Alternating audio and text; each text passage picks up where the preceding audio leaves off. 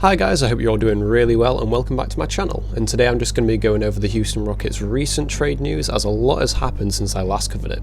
So a lot seems to have happened recently surrounding the Houston Rockets, and although I have recently covered this in a previous video, I'm going to give a quick recap and then go over the recent news. So without further ado, let's get right into this video. So to start this off, we need to go back to the 13th of September, which is when Mike D'Antoni said that he won't be returning as head coach, and he has since been signed as assistant coach for the Brooklyn Nets. Then that takes us to October 15th, where Daryl Morey stepped down as the Rockets' general manager after holding the position for 13 seasons. Rafael Stone was then promoted from assistant manager to general manager, but they were still without a head coach. That was until Stephen Silas was signed as head coach on the 30th of October. But what is shocking to me is that Stephen Silas said that he spoke to both Harden and Westbrook before signing and saying that he had full intentions of keeping them both there, and that is the main reason he got the job, just to work with those two. So for Westbrook to first request a trade and then Harden to follow up about a week later is really a kick in the face for him. So now let's go more in depth, specifically on Westbrook, as he was the first to request a trade. And as I've said before, he's extremely untradeable at the moment. He has a huge $44 million salary that needs to be paid each year, and he is getting all at 32. And with his game relying on him being super athletic, what's his game going to be like when he can't jump as well? And we've already seen Westbrook's game becoming less valuable in the NBA as he can't shoot threes, which is virtually a must for all point guards in the NBA today.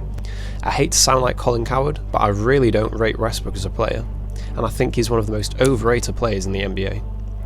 Due to Westbrook's untradeability, I guess you could say, the only two destinations for him are the Hornets and the Knicks. And now the Hornets are only a suitor for Westbrook because he's signed to the Jordan brand, and the Hornets are obviously owned by Michael Jordan. So this trade would mainly just be a business deal, as Westbrook is really popular among NBA fans. Obviously not me, but Westbrook jerseys do sell really well and will bring in so many fans to the game. And the Knicks, I feel like, just want to sign him for similar reasons, as they know in the short term they have no hope at a ring, but they have such a young team and need to plan for the future. If they can acquire Westbrook but still keep the majority of their young players, then at least it's not as bad of a trade, but I still wouldn't approve of it.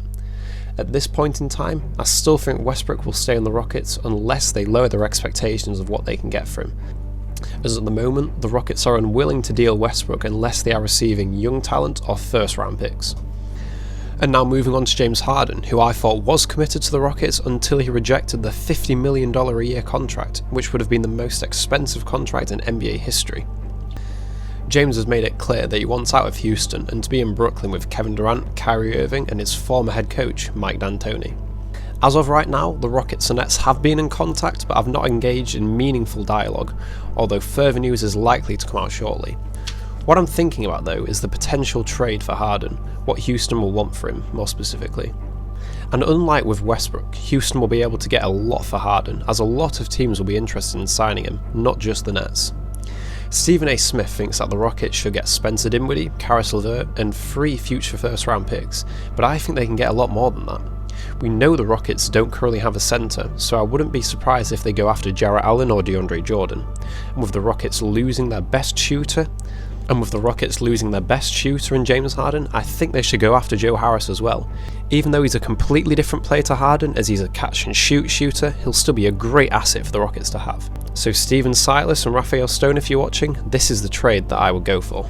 You want to try and get Spencer Dinwiddie, Caris LeVert, Jarrett Allen, Joe Harris and 2 future first round picks.